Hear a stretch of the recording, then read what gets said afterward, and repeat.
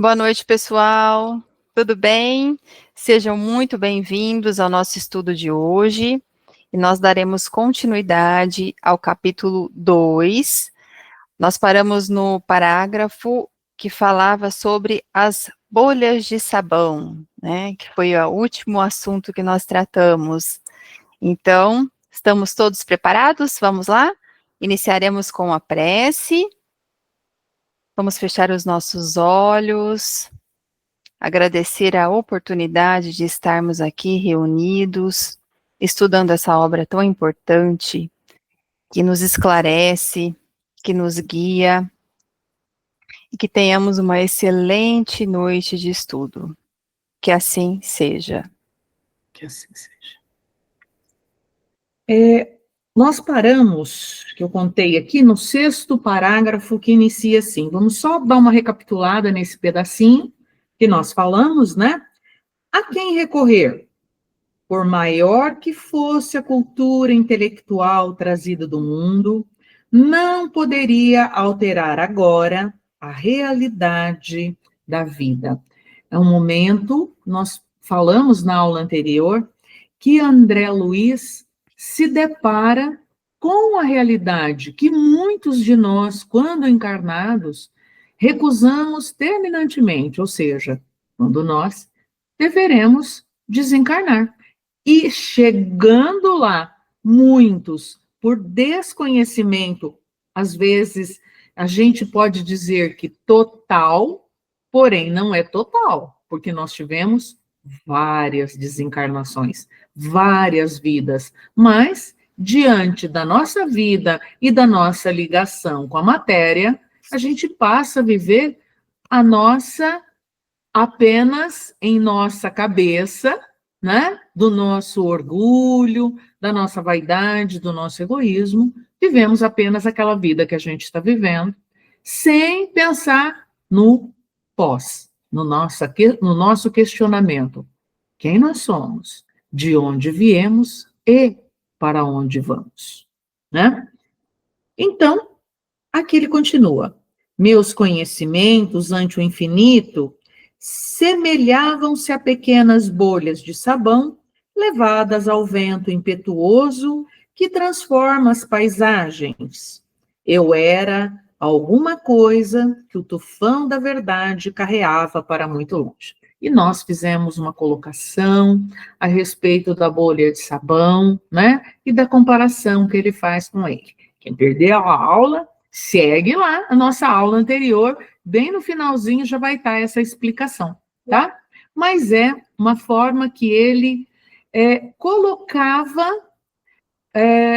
como dizendo, eu não sou nada agora, e se comparava a ela, né? Fazendo aqui realmente uma comparação. Vamos lá, para onde a gente terminou na última aula. Entretanto, a situação não modificava a outra realidade do meu ser essencial, ou seja, mesmo diante de tanta dor e sofrimento, o homem, aquele que não se desfaz daquilo que ele julga ter construído como importante, tá? E que realmente é muito importante toda a construção, né? Que é a que ele julga. O meu ser essencial continuava aqui, perguntando a mim mesmo se não enlouquecera. Encontrava a consciência vigilante, esclarecendo-me que continuava a ser eu mesmo. Ou seja, ele não esquecia quem ele era. Ele não esquecia de nenhum dos momentos que ele tinha vivido. Que realidade estranha era aquela que naquele momento acercava a sua existência.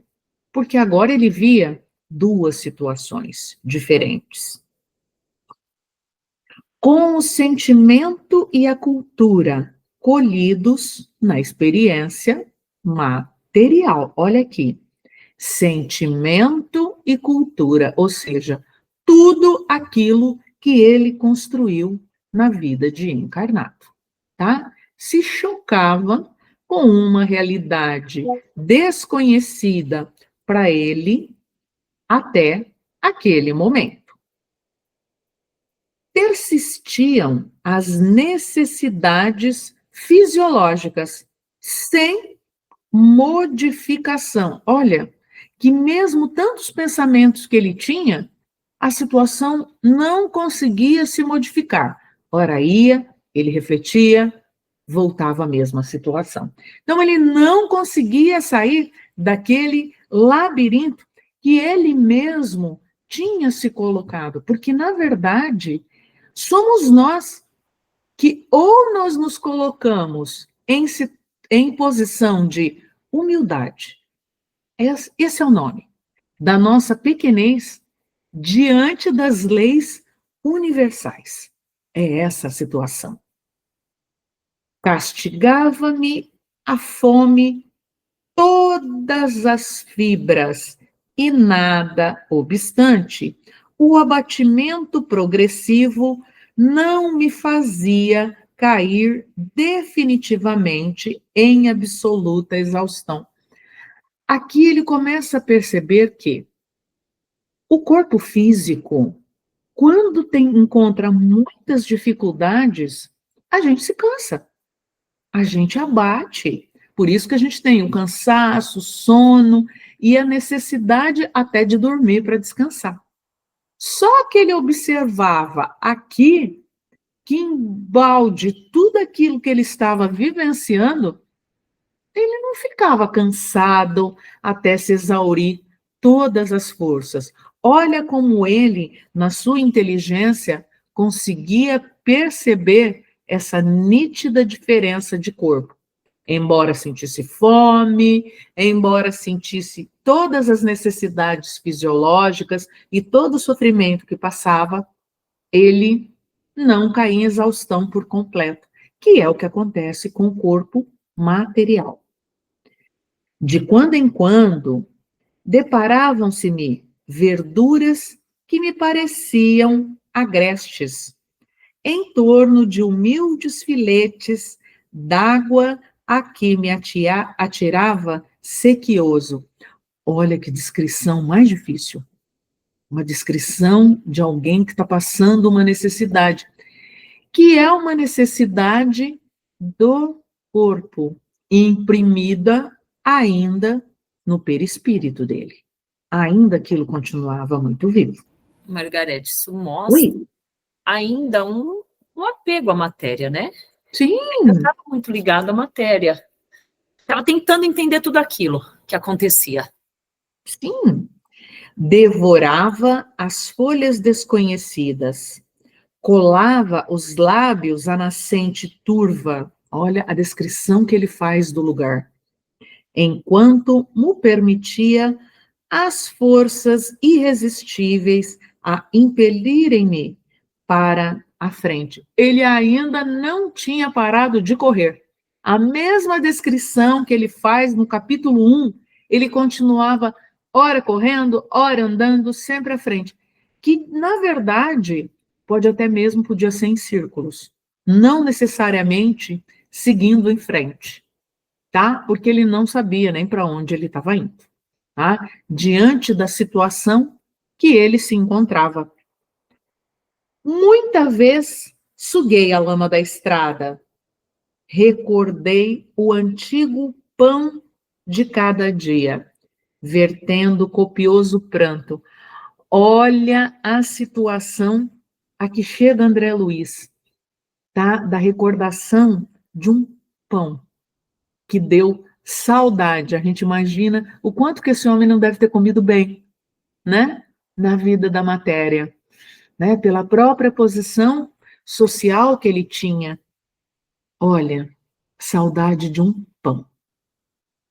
Não raro, era imprescindível ocultar-me das enormes manadas de seres animalescos que passavam em bando, quais feras insaciáveis.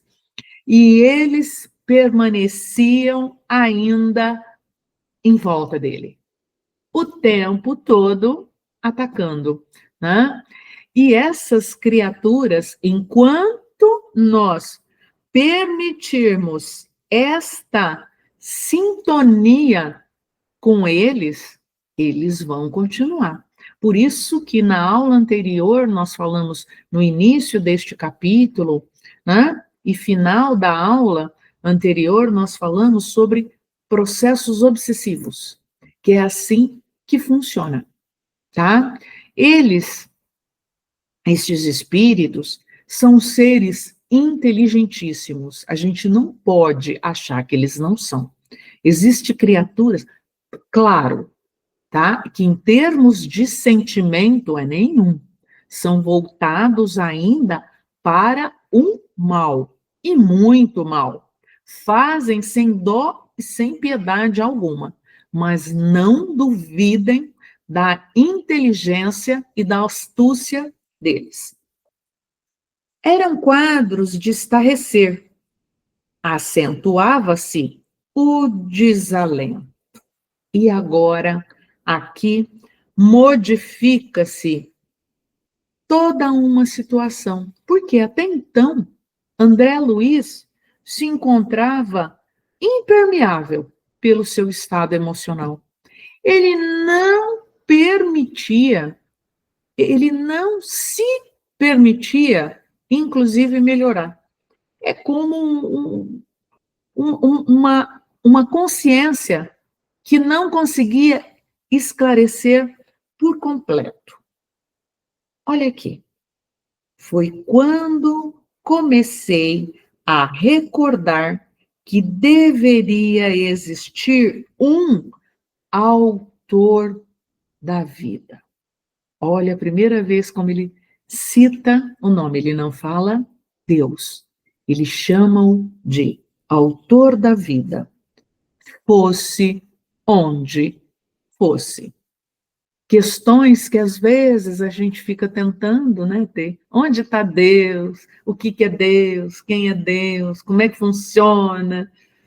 Na situação, quando a gente começa a se colocar em situação que a gente tem que se pôr realmente em humildade, diante da dificuldade que nos é infligida por nós mesmos, por situações que nós mesmos criamos, inclusive pela falta de humildade, de achar que a gente é grande demais, superior demais, inteligente demais.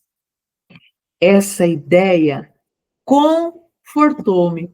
O que é que conforta a gente? Porque todos nós temos em nossa consciência o conhecimento do Criador, do Senhor da vida.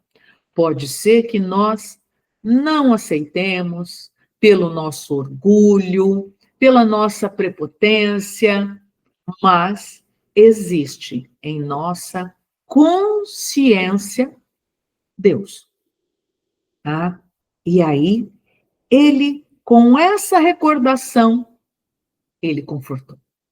Olha, eu que detestara as religiões no mundo, ele começa a fazer a descrição, experimentava agora a necessidade de conforto místico. Olha como ele chama, de puro misticismo, que ele sempre achou que fosse, mas agora já não era. Médico extremamente arraigado ao negativismo da minha geração, impunha-se-me atitude renovadora. Ele disse que a geração dele era uma geração difícil, já de descrença em Deus, né? Tornava-se imprescindível confessar a falência do amor próprio a que me consagrara orgulhoso. Olha, ele se achava o centro do universo. Tem que viver do jeito que viver? Não tinha consequência nenhuma. Afinal de contas, eu vivo do jeito que as leis da sociedade me mandam. Ele vivia sem lei universal. É essa. é esta posição que muitos têm. Margarete, Oi. e trazendo para a nossa realidade de hoje, muitos de nós vivemos seguindo o que a maioria faz.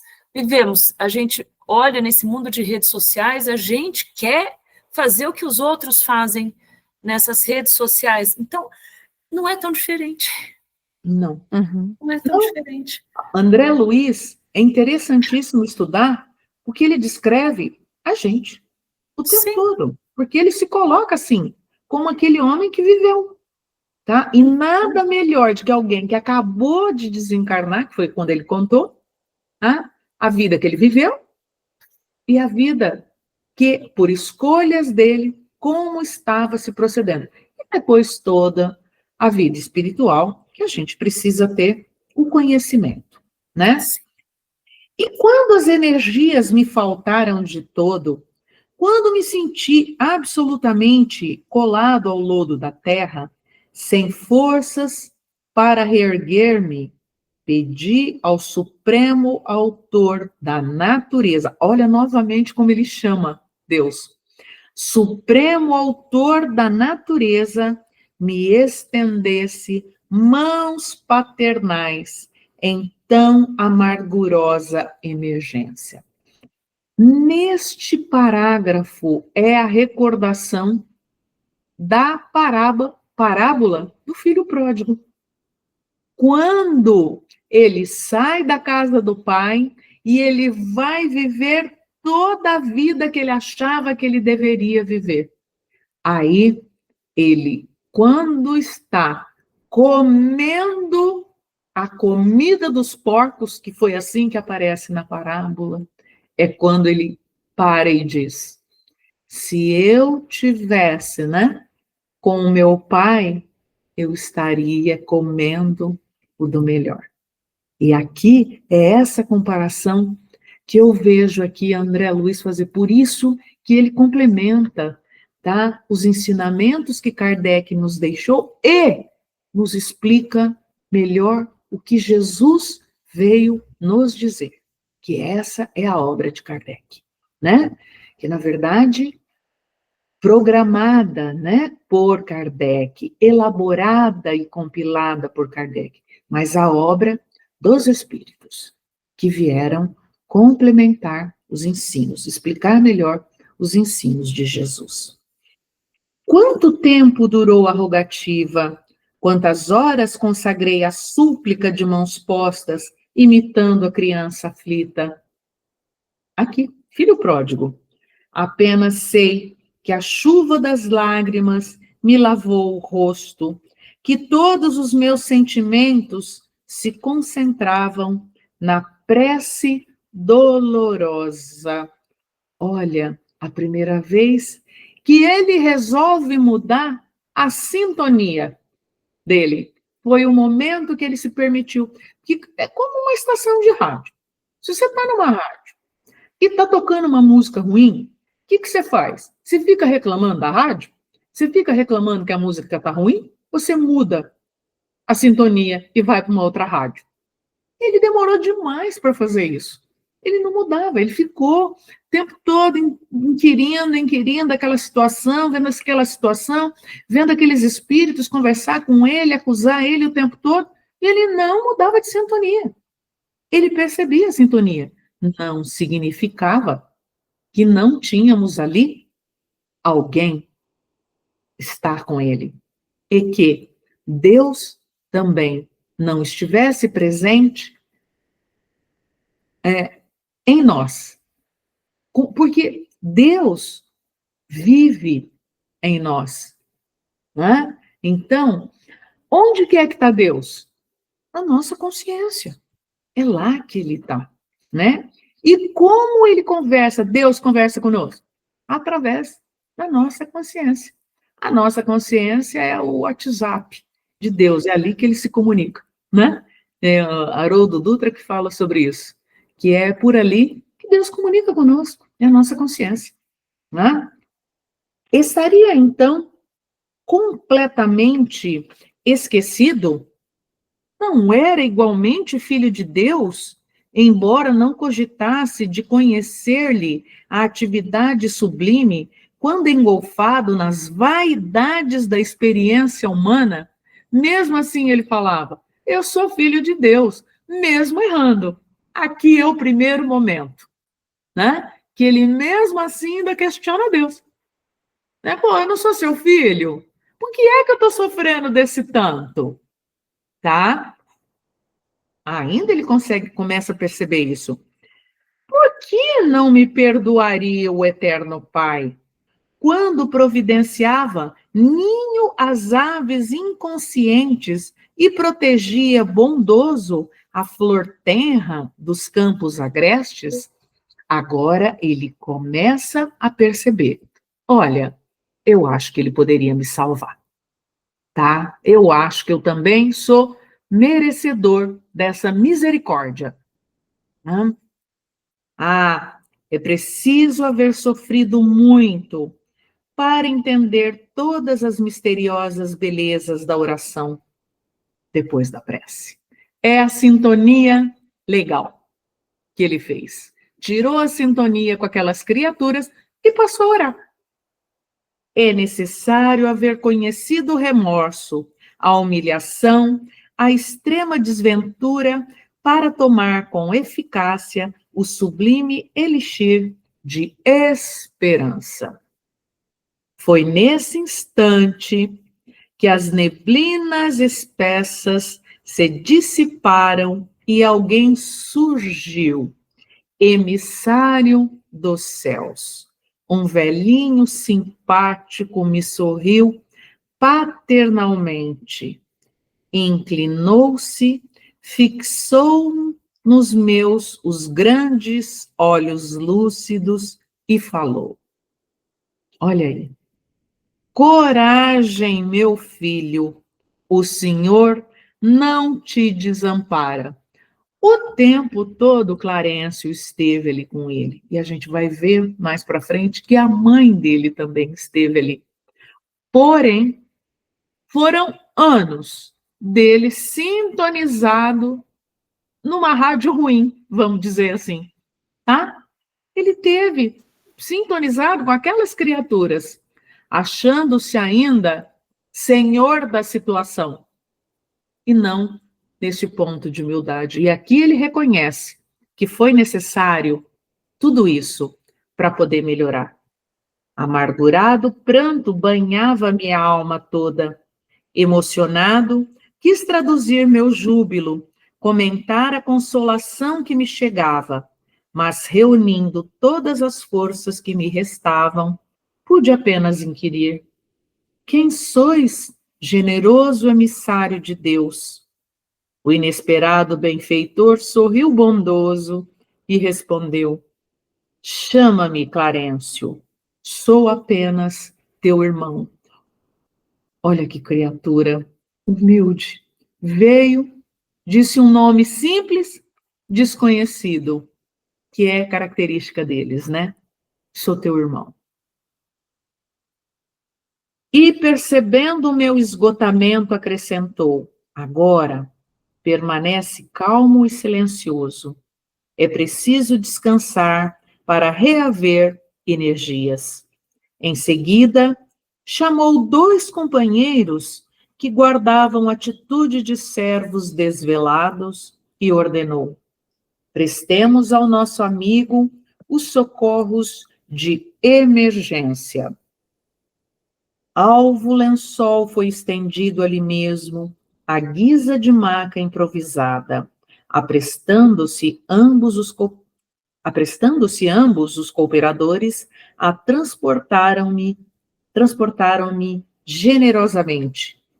Quando me alçavam cuidadosos, Clarencio meditou um instante e esclareceu como quem recorda inadiável obrigação. Vamos sem demora. Preciso atingir nosso lar com a presteza possível, o mais rápido quanto possível, e assim nós encerramos aqui o nosso segundo capítulo, Clarence. Tem muita coisa para falar. Vocês queriam fazer alguma observação, meninas? Eu gostaria. Pode fazer, Aline. Quer falar tanto faz. Não, eu só queria falar a respeito dessa passagem tão linda da oração, né? Porque aqui, André, ele orou de coração, né? Então, quando a gente ora de coração, a gente sempre é socorrido, independente do lugar onde estejamos. Sim. E de nada valem aquelas orações que são meras repetições, né? Não tem aquele fundo do coração, né? E só que a oração verdadeira, ela é sempre respondida. Nós temos de nos apegar às orações sempre que estivermos em uma situação difícil. A verdade, ainda vou comentar uma coisa. Para que nós nos mantenhamos o mais equilibrado possível, tá? Não é diante apenas de situações difíceis. A oração tem que ser uma rotina da nossa vida. Porque esses espíritos, eles não gostam de oração, tá? Eles não gostam.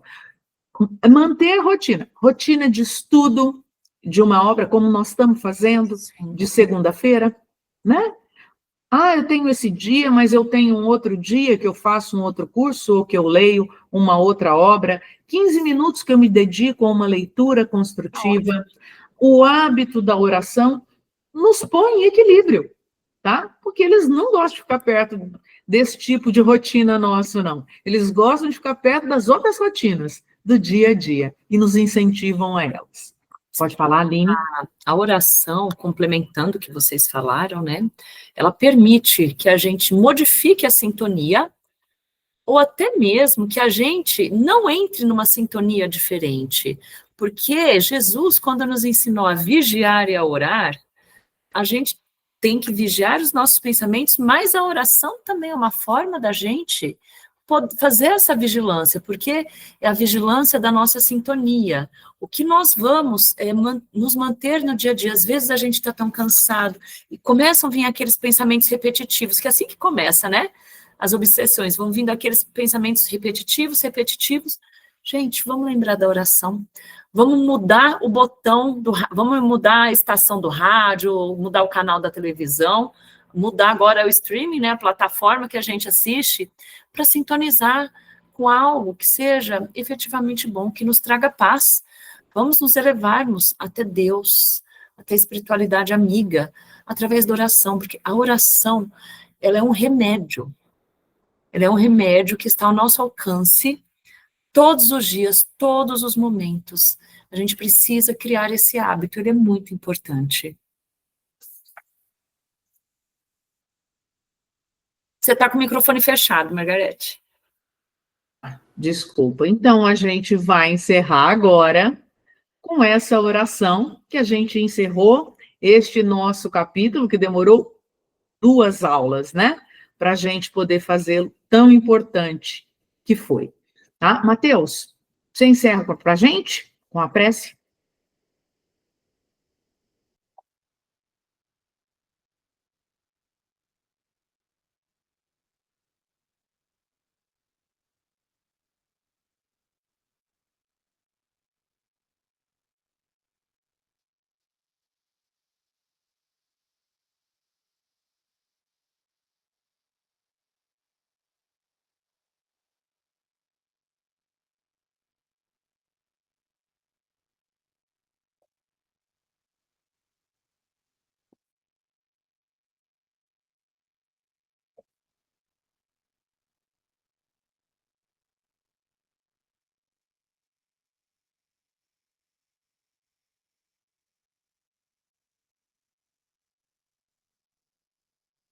Que assim seja. Até logo. Mais, pessoal. Até a próxima. Boa noite. Até a próxima. Até mais. Boa noite. Tchau, tchau. Boa noite.